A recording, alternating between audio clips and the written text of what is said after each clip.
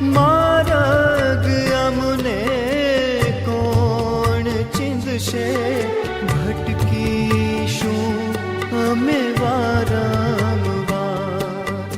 માર્ગ અમને કોણ ચીંધશે, ભટકીશું અમે વારંવાર. શમણે આવી હો પિતા, દર્શન દો એક વાર. પિતાજી દર્શન દો એક વાર. ઓ પિતા, પરમ પિતા, પૂજ્ય પિતા, વાલા પિતા.